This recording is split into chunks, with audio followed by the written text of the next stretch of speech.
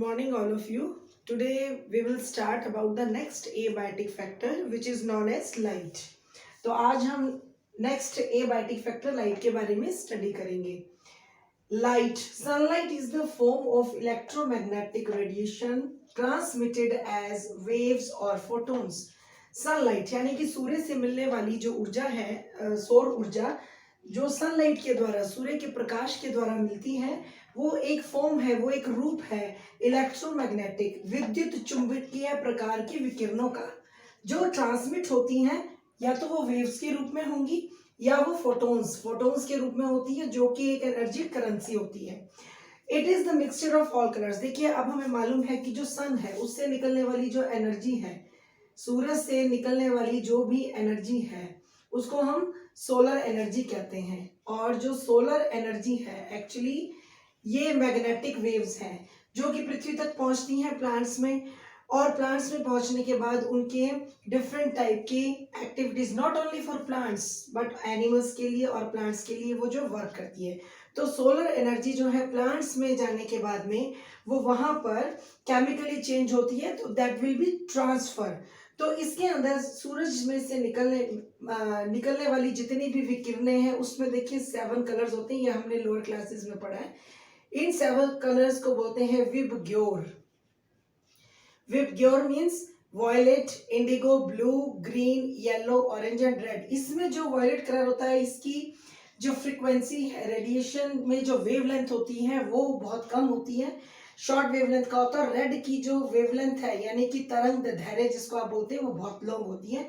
इसीलिए जो लाल रंग की जो विकिरणें होती हैं वो चाहे फॉग का एरिया हो या कैसा भी उस समय में कंडीशन हो, फॉग में से, धुंध में से, धुएं में से वो पार कर जाती हैं. तो इस बेसिस पर, क्योंकि सनलाइट में से जो 7 कलर मिले हैं ये मिलकर क्या बनाते हैं, एक स्पेक्ट्रम. ये मिलकर क्या बनाएंगे, स्पेक्ट्रम. स्पेक्ट्रम जो है 7 कलर्स का एक मिक्सचर होता है. अब यहाँ पर बात आती है कि जो सोलर एनर्जी प्लांट्स को मिली है वो सोलर एनर्जी क्या सारी की सारी कंज्यूम होती है? नहीं. इनमें से क्या होता है, 400 से लेकर 700 नैनोमीटर तक एक रेंज है, जिस रेंज को हम बोलते हैं फोटोसिंथेटिकली एक्टिव रेडिएशन. यानी कि ये वो रेंज है सनलाइट के थ्रू जिसके अंदर फोटोसिंथेसिस का प्रोसेस जो है इन रेडिएशन के थ्रू एक्टिव रहता है, जिसको हम बोलते हैं PAR इन शॉर्ट फॉर्म. अब इसके अंदर देखिए, हमने अभी बात की कि इसमें सारे 7 कलर हैं, तो 7 कलर्स का इसमें रोल है. ग्रीन कलर जो होता है, हरा कलर होता है, जो कि क्लोरोफिल की प्रेजेंस में ग्रीन कलर की लीव्स के अंदर जो फूड की फॉर्मेशन होती है तो वो ट्रैप हो जाता है. लेकिन जो विजिबल स्पेक्ट्रम है लाइट का, उसको जो हम देख सकते हैं उसकी रेंज 390 से लेकर 760 नैनोमीटर तक होती है. और ब्लू स्पेक्ट्रम देखिए, ब्लू की मैंने भी बताया, जो ब्लू है नीले रंग की जो रेडिएशन होती है ये शॉर्ट वेवलेंथ होती है. शॉर्ट वेवलेंथ इसका मतलब जो इसकी लेंथ होती है, इसकी तरंगों की पृथ्वी तक पहुंचने का जो दूरी तय करने का जो है वो कम रहता है. तो इसलिए जो ब्लू स्पेक्ट्रम लाइट होती है वो 430 से लेकर 470 नैनोमीटर तक होती है. इसीलिए ये वहां पर ज्यादा दूरी नहीं, लेंथ को क्रॉस नहीं करती हैं. और रेड स्पेक्ट्रम जो होता है वो 650 से लेकर 760 नैनोमीटर तक होता है. अब ये स्पेक्ट्रम के बेस पे इसलिए बताया गया क्योंकि ब्लू जो है शॉर्ट वेव लेंथ है और रेड जो स्पेक्ट्रम होता है वो लॉन्ग वेव लेंथ होती है. तो इसके अलावा जो ग्रीन कलर का है, ग्रीन कलर जो आप देखेंगे यहाँ बीचों बीच में है ग्रीन कलर हरे रंग का, तो हरे रंग का जो कलर होता है वो ट्रैप कर जाता है, वो रिफ्लेक्ट करता है. इस वजह से जो हमें प्लांट्स हैं वो ज्यादातर ग्रीन दिखाई देते हैं. तो ये सनलाइट की एक, आप कह सकते हो कि ये फिजिको केमिकल एक स्ट्रक्चर के थ्रू हम ये स्पेक्ट्रम्स के डिफरेंट रेंजेस के बारे में जानते हैं, जो कि फोटोसिंथेटिकली एक्टिव पार्ट शो करती हैं रेडिएशंस के थ्रू.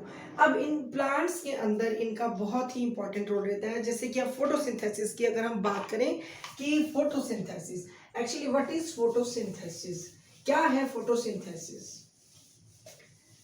देखिए, photosynthesis is the process, photosynthesis is a process, एक ये प्रोसेस है जिसमें फोटो का मतलब क्या हुआ, लाइट, एंड सिंथेसिस का मतलब होता है टू फॉर्म. यानी कि लाइट की प्रेजेंस में, सूर्य के प्रकाश की उपस्थिति में पौधों के द्वारा भोजन बनाना उसको कहते हैं photosynthesis. In Hindi it is called प्रकाश संश्लेषण। प्रकाश संश्लेषण। अब इसमें जो है आप देखिए कार्बन डाइऑक्साइड की, वाटर की, ठीक है, सनलाइट की और क्लोरोफिल की प्रेजेंस में, क्लोरोफिल की प्रेजेंस में जो है वो ग्लूकोज की फॉर्मेशन होती है और ऑक्सीजन लिबरेट होता है, right. This is the reaction जो आप लोगों ने स्टडी किया है लोअर क्लासेस में। Carbon dioxide, water, sunlight, chlorophyll, इन चार, ये सब चार जो हैं ये चारों क्या कहलाते हैं, रॉ मटेरियल्स। इनको कहते हैं हम रॉ मटेरियल्स। रॉ मटेरियल का मतलब है इनमें से अगर किसी एक की भी एब्सेंस हो जाए या कमी हो जाए तो फोटोसिंथेसिस के दौरान जो फूड का प्रोडक्शन जो ग्लूकोज की फॉर्म में बनता है वो नहीं बनेगा और ऑक्सीजन का लिबरेशन नहीं होगा। तो फोटोसिंथेसिस का प्रोसेस कहाँ पर, फोटोसिंथेसिस के थ्रू फूड बनने का प्रोसेस किसी भी प्लांट के अंदर उसकी लीव्स में होता है, राइट। क्योंकि देखिए चाहे प्लांट्स के अंदर ये अपर पार्ट क्या है, ये इस पूरे भाग को जहाँ पे स्टेम होती है, लीव्स होती हैं, फ्रूट्स होते हैं, फ्लावर्स होते हैं, इन सबको हम क्या कहते हैं, shoot part. This is called shoot part. और नीचे ये जड़ का हिस्सा जो जमीन के नीचे रहता है इसको बोलते हैं रूट पार्ट। तो शूट और रूट इन दोनों का ही फोटोसिंथेसिस के मतलब सनलाइट की प्रेजेंस में सभी के अंदर एक्टिविटीज जो है वो रहती हैं। तो फोटोसिंथेसिस का मेन वर्क जो है वो प्लांट्स में होता है। प्लांट्स में यहाँ पर लोअर एपिडर्मिस में स्टोमेटास पाए जाते हैं। ये स्टोमेटास जिनको हम लोग रंध्र बोलते हैं, ये रंध्र दिन में खुलते हैं और रात में बंद होते हैं, वो भी लाइट के प्रभाव की वजह से। क्योंकि दिन में सनलाइट होती है तो उस समय में ये जो स्टोमेटास होते हैं ये अपना कार्य करते हैं, जिसके थ्रू ट्रांसपीरेशन, वाष्प उत्सर्जन की प्रक्रिया जो है उसके अंदर और रेस्पिरेशन, श्वसन की प्रक्रिया में हेल्प करते हैं। तो ये लाइट के प्रभाव से ही इनकी जो एक्टिविटीज हैं वो चलती हैं। अब हम नेक्स्ट करेंगे फोटो पीरियोडिज्म।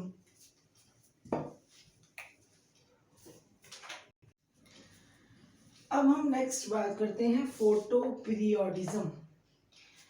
देखिए नाम से पता चल रहा है, फोटो मीन्स लाइट है, पीरियड, पीरियड का मतलब एक समय काल है। फोटो पीरियडिज्म का मतलब है कि लाइट की किस तरह की प्रेजेंस रहती है प्लांट्स के अंदर, तो उसके बेस पर इनको हम डिवाइड करते हैं। तो photo periodism is the regulation of physiology. Physiology का मतलब इनकी प्लांट्स की जो कार्य की होती है उसको, और development in response to day length, और उनका जो डेवलपमेंट होता है डे लेंथ पर, मतलब किस तरह से उनको सनलाइट मिलता है, कितने घंटे का मिल रहा है, उसके आधार पे जो है ये एक रेगुलेशन रखते हैं, उसको हम कहते हैं photo periodism. On the basis of photo periodism the plants can be divided into 3 types, right. Long day plant, short day plants and day neutral plants. नाम ही बता रहा है लॉन्ग डे यानी कि लंबा दिन। लंबा दिन का मतलब क्या हुआ, जब सूरज की विकिरणें जितनी भी रेडिएशन है वो धरती के ऊपर कई समय तक पड़ेंगी। जैसा कि ये अर्ली समर में आप देखिए कि समर में या स्प्रिंग सीजन में होता है, जब सूरज की जो दिन की लेंथ होती है वो ज़्यादा होती है। जैसे गर्मियों में जो सूरज है वो 5 बजे सुबह उग जाता है और शाम को 7:30 तक रहता है, तो आप अगर इसको काउंट करें तो लगभग 12 घंटे से ऊपर का पीरियड बनता है। तो जिन प्लांट्स के अंदर 12 आवर से ज़्यादा, 12 घंटों से ज़्यादा, ठीक है, 12 आवर से ज़्यादा सनलाइट चाहिए वो होते हैं लॉन्ग डे प्लांट्स। जैसे मटर को चाहिए, बार्ले है, व्हीट है, इनको ज़्यादा रोशनी की ज़रूरत होती है, तभी वो फ्लावरिंग करेंगे, तभी उनके अंदर जो है उनके प्रोसेसेस के साथ में पुष्पन की प्रक्रिया होगी। शॉर्ट डे प्लांट्स का मतलब होता है कि जब लाइट, सनलाइट जो है वो कम समय के लिए पौधों के अंदर ज़रूरी होती हैं उनकी सभी एक्टिविटीज़ को कंप्लीट करने के लिए। जैसे चाइना रोज़ है, राइस है, मूंग है, सोयाबीन है। तो इन प्लांट्स के अंदर ज़्यादा लेंथ में हमें यानी कि बहुत ज़्यादा देरी तक हमें नहीं चाहिए, कम से कम आप मान सकते हैं कि 6 घंटे, 6 आवर्स का टाइम पीरियड होता है। तो अगर 6 घंटे से कम इनको सनलाइट मिलता है तो they can not work properly. और इतना इनका लेंथ पीरियड है। डे न्यूट्रल प्लांट्स का मतलब हुआ कि डे न्यूट्रल, उनको किसी भी प्रकार से कोई फर्क नहीं पड़ता, चाहे 12 घंटे से ज्यादा का उनको टेम्परेचर मिले, सॉरी सनलाइट मिले, या 6 घंटे से ज्यादा का सनलाइट मिले, तो they can fulfil there all the functions in the presence of the sunlight. उनमें किसी भी तरह का कोई भी ऐसा लेंथ, डे लेंथ नहीं होता जिसके बेस पे उनकी फ्लावरिंग होती है, जैसे रोज प्लांट है, कुकुम्बर है, टमाटो है और तंबाकू है। तो ये प्लांट्स जो हैं, ये सभी प्लांट्स जो है वो सनलाइट की प्रेजेंस के आधार पर डिवाइड किए जाते हैं, जिसके जिसके द्वारा वो अपनी जो भी फिजियोलॉजिकल एक्टिविटीज हो, मेटाबॉलिक एक्टिविटीज हो, उनके जितने भी फोटोसिंथेटिकली एक्टिविटीज हैं उनमें कंप्लीट करके और फ्लावरिंग के प्रोसेस को वो कंप्लीट करते हैं। अब हम नेक्स्ट इसमें एक और टर्म आती है जिसको हम बोलते हैं, ये है photo periodism, and the next term is phototropism. Next term is the phototropism, right. Phototropism क्या होता है, व्हाट इज फोटोट्रॉपिज्म? देखिए फोटो का मीन्स यहाँ पर हमने लाइट से ही डिनोट किया है। फोटोट्रॉपिज्म, फोटोट्रॉपिज्म का मतलब क्या हुआ, ये वो प्रोसेस है जिसमें प्लांट्स के अंदर कुछ मूवमेंट्स होती हैं। ट्रॉपिज्म का मतलब होता है movements, some movements which are regulated through the light, जो लाइट की प्रेजेंस में उसकी तरफ पॉजिटिव या नेगेटिव शो करती हैं। तो देखिए अगर हम लोग बात करें ये मूवमेंट्स की, तो ये मूवमेंट्स दो तरह की होती हैं, ये होती हैं negative movements and positive movements. Negative movements. Now the next is phototropism. देखिए phototropism is the directional response that allows plants to grow towards or in some cases away from the source of light। तो ये definition ही बता रही है कि photo का मतलब light and tropism का मतलब मूवमेंट, डायरेक्शन। तो ये एक वैसी डायरेक्शनल रिस्पॉन्स है, ये रिस्पॉन्स देते हैं कि प्रकाश की तरफ अपना रिस्पॉन्स, जब प्रकाश की प्रेजेंस में अपना रिस्पॉन्स देना और प्रकाश के विपरीत रिस्पॉन्स देना, उन रिस्पॉन्सेज में ये प्लांट्स जो होते हैं उनकी तरफ ग्रो करते हैं, या तो टुवर्ड्स यानी उसकी तरफ करेंगे जो पॉजिटिव होता है, और कुछ केसेस में वो अवे जाते हैं। तो इन बेसिस के ऊपर अगर अपने देखें तो प्लांट्स जो हैं वो दो तरह के रिस्पॉन्स देते हैं, एक होता है पॉजिटिव फोटोट्रॉपिज्म और एक होता है नेगेटिव फोटोट्रॉपिज्म, राइट। तो पॉजिटिव फोटोट्रॉपिज्म का मतलब क्या है, जो प्लांट्स हैं, देखिए इसमें मैंने आपको बताया था प्लांट्स के अंदर ये लीव्स हैं, राइट, और यहाँ पर जो लीव्स हैं सनलाइट की प्रेजेंस में, जब सूरज की रोशनी में, लाइट की प्रेजेंस में ये अपने आप को उस तरफ, प्रकाश की तरफ बढ़ाती हैं, towards, they grown towards the sunlight. तो इस तरह का रिस्पॉन्स जो होता है वो क्या कहलाता है, पॉजिटिव, धनात्मक प्रकार का आप कह सकते हैं अनुचलन। और जो जितनी भी रूट्स होती हैं, जो रूट्स हैं जिसको आप जड़ कहते हो, जड़ें हमेशा ही नेगेटिव जो है इम्पैक्ट, नेगेटिव फोटोट्रॉपिज्म शो करती हैं, क्योंकि वो सूरज की किरणों के विपरीत डायरेक्शन में जो नीचे की तरफ बढ़ती हैं, क्योंकि यहाँ ग्रेविटेशनल फोर्स होता है, उस फोर्स की तरफ जो जड़ें होती हैं वो अपनी डेवलपमेंट करती हैं, इसलिए इस तरह का tropism away from the source of light है। तो इसमें हमने लोअर क्लासेस में आपने स्टडी भी किया हुआ है कि एग्जांपल्स जैसे कि अगर हम किसी भी पॉट को, किसी भी प्लांट को अगर बिल्कुल अंधेरे के कमरे में रख दें और वहाँ पर वो उसकी जो डेवलपमेंट है वो अलग तरीके की होगी, लेकिन कहीं से भी उसके किसी भी एक तरफ से आप एक होल कर दीजिए, उस होल में की तरफ आप देखेंगे कि वो अपने आप ही स्टेम उधर को मुड़ गई है। अगर उसका होल राइट साइड में तो वो राइट साइड को अपना जो है रिस्पॉन्स देगी ट्रॉपिज्म का, अगर वो लेफ्ट में किया आपने तो लेफ्ट साइड को करेगी। तो इस तरह के रिस्पॉन्सेज जो होते हैं उनको पॉजिटिव फोटोट्रॉपिज्म, और जो रूट्स होती हैं सभी प्लांट्स की, चाहे वो एक्वेटिक हो, टेरेस्ट्रियल हो, वो हमेशा ही नेगेटिव फोटोट्रॉपिज्म को शो करता है। तो फोटोट्रॉपिज्म जो है वो एक डायरेक्शनल रिस्पॉन्स है, और ये डायरेक्शनल रिस्पॉन्स किसकी तरफ है, लाइट की तरफ, अगर उसकी तरफ और उससे विपरीत। तो नेक्स्ट हम अब इसमें स्टडी करते हैं फोटोट्रोपिज्म के अलावा कुछ और फैक्टर्स हैं जिसपे, जैसे germination of seed. Germination of seed, क्या रोल है जर्मिनेशन ऑफ सीड में? देखिए, सीड्स का जो बीज होते हैं उनका, उनके अंकुरण में, जर्मिनेशन में भी जो लाइट है बहुत ही इंपॉर्टेंट रोल है। अगर हम सीड को, किसी भी बीज को अगर हम यूं ही रख देंगे, मान लीजिए फेंक देते हैं, सपोज कई बार हम मैंगोज वगैरह खाते हैं तो हम लोग उसको कोई फेंक दिया, अगर उसको ये एबायोटिक फैक्टर जैसे सॉइल है, प्रॉपर सॉइल, उसको ज़मीन ना मिले, उसको पानी ना मिले, लाइट ना मिले, और उसको अगर प्रॉपर एनवायरनमेंट नहीं मिलेगा तो वो उसमें डेवलप नहीं हो पाएगा। तो सीड्स, कई बार आपने देखा है कि सीड्स जो हैं एक डोरमेंसी पीरियड में चले जाते हैं।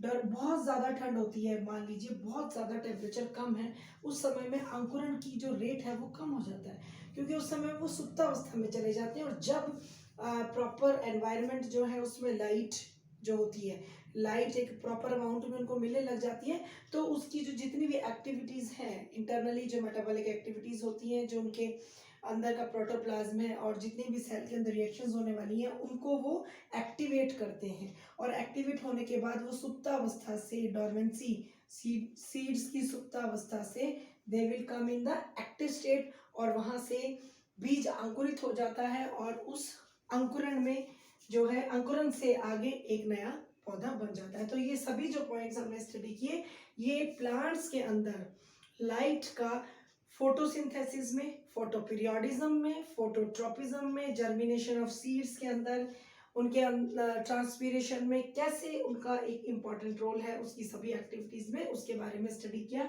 अब हम नेक्स्ट करते हैं कि एनिमल्स के बॉडीज पे या उनकी लाइफ के ऊपर जो है वो लाइट का क्या प्रभाव रहता है।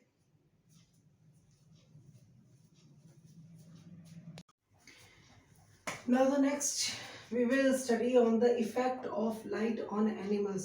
तो ये कुछ पॉइंट्स हैं जिनके ऊपर हम डिस्कस करेंगे कि जितने भी ऑर्गेनिजम्स हैं, from the protozoa to the mammals, ठीक है ना, प्रोटोजोआ से लेकर मैमल्स तक जितने भी ऑर्गेनिजम्स हैं, इनके अंदर लाइट का क्या इफेक्ट है। क्योंकि जो इन्वर्टिब्रेट्स हैं, 85% of the invertebrates are living in water, marine, seas and oceans, है ना।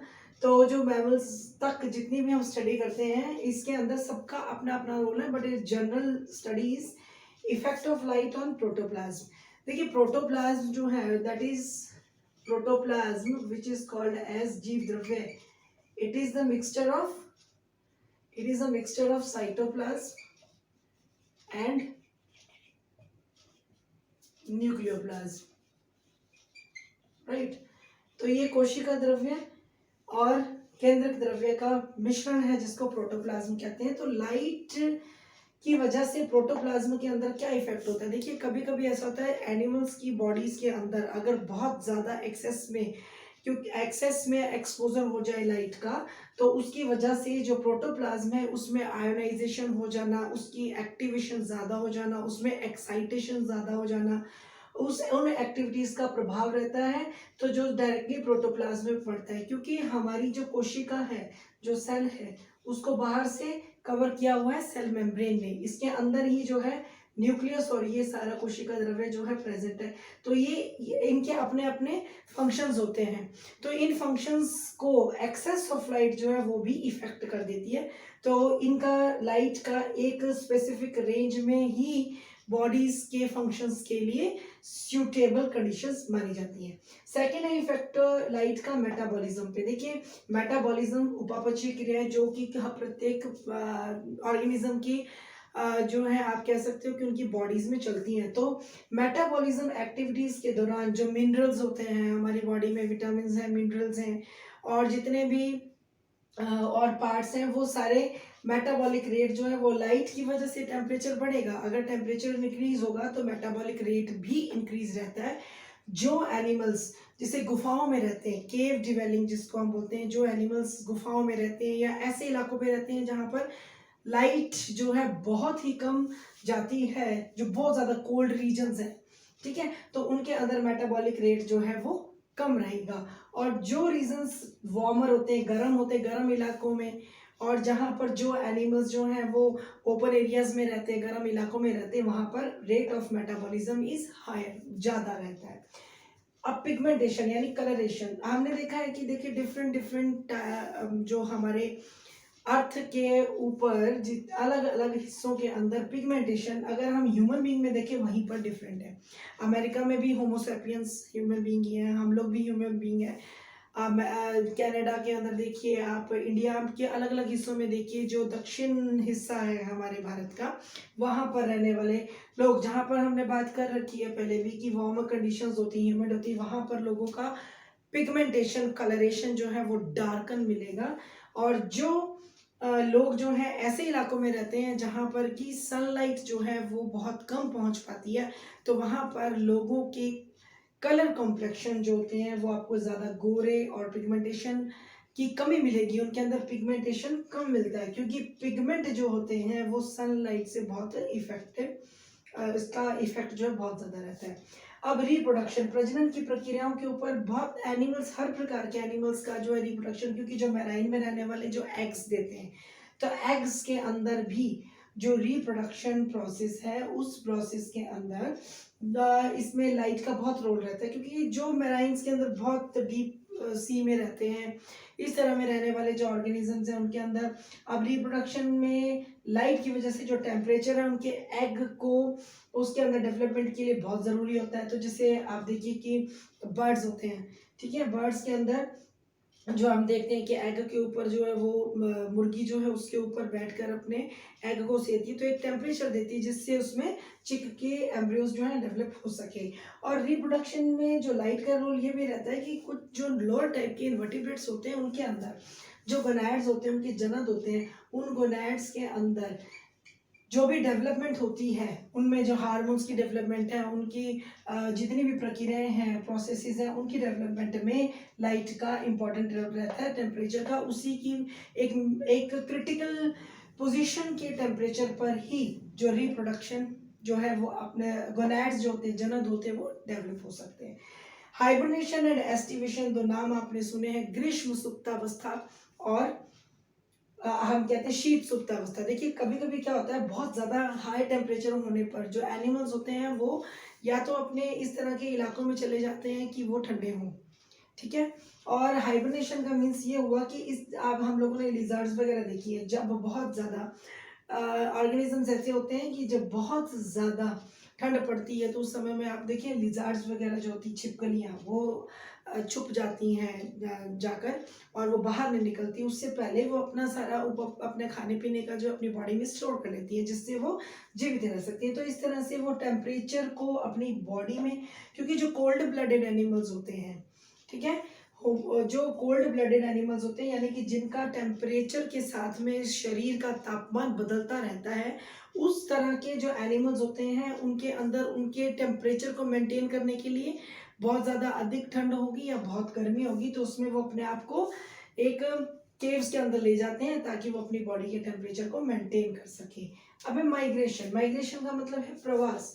माइग्रेशन को अगर अपने बात करें, माइग्रेशन क्यों होता है, माइग्रेशन जो है वो कुछ कारणों से हम इसमें रिप्रोडक्शन का कारण भी मानते हैं, लेकिन लाइट का क्या इफेक्ट है माइग्रेशन पे, जहाँ पर सनलाइट ज़्यादा होती है तो उस समय में उन उन पार्ट्स के अंदर कुछ जो पक्षी हैं या हम लोग भी देखिए, बहुत ज़्यादा टेम्परेचर होगा तो वो अपने उस एरिया से माइग्रेट होकर प्रवास करके वो चले जाते हैं। तो इस तरह से इस तरह के जो प्रवास या माइग्रेशंस होते हैं इनको कहते हैं सीजनल माइग्रेशंस, यानी एक सीजन आने पे बहुत ज़्यादा गर्मी, जैसे साइबेरियन क्रेन है जो कि अपने भरतपुर की सेंचुरी में आता है, तो भरतपुर की सेंचुरी में वहाँ से वो चलता है तो उसको कोई रास्ता नहीं पता है, वो उसको कोई रूट नहीं पता है कि किस रूट से जाना है, बट ये जो लाइट की वजह से सूरज का उगना, उसका टेम्परेचर, नाइट का डे का होना, और उस बेस पे ये जो पक्षी होते हैं वो अपने आप ही एक एनवायरमेंटल रिदमिक मूवमेंट्स के साथ में माइग्रेट होकर चले जाते हैं। तो माइग्रेशन को अगर हम डिवाइड करें तो एक होता है इमिग्रेशन और एक होता है ई माइग्रेशन, ठीक है, ई माइग्रेशन। देखिए दोनों नाम में फर्क है। इमिग्रेशन का मतलब, मान लीजिए ये एक एरिया है, ये हमारा इंडिया है और ये है मान लीजिए कनाडा, ठीक है। इंडिया से कोई पर्सन कनाडा की तरफ गया तो यहाँ से वो चला गया, राइट, तो यहाँ से चला गया, इधर से निकल गया, जहां निकलता है वहां होता है ई माइग्रेशन, और यहाँ पर जाकर इसके अंदर एंटर हुआ है, यहाँ से वो पर्सन एंटर हुआ है, इसको कहते हैं इमिग्रेशन। अब वो कारण कुछ भी हो, लेकिन यहाँ क्योंकि हम लाइट का पार्ट पढ़ रहे हैं तो कभी कभी कुछ एरियाज अपने यहाँ पर भी हैं, बहुत गर्मी होती है तो हम लोग जैसे घूमने के लिए ठंडे इलाकों में चले जाते हैं, हिमाचल चले जाएं, Jammu Kashmir, Kullu, mount Abu, like that, तो ये भी एक माइग्रेशन है जो टेम्परेरी बेस पे होता है।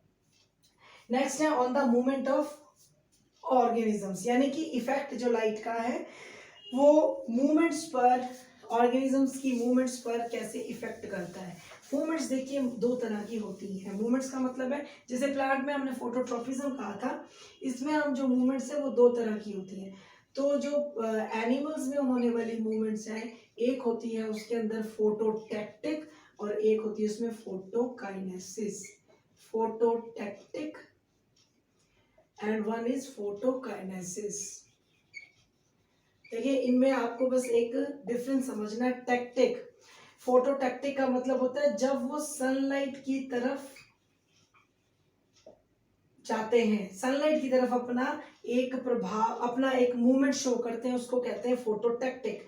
और फोटोकाइनेसिस का मतलब है ये स्पीड या वेलोसिटी, ठीक है, इसकी तरफ अपना एक मूवमेंट शो करते हैं। अब इसका एग्जांपल देखिए, युगलीना, आप लोगों ने स्टडी किया है युगलीना।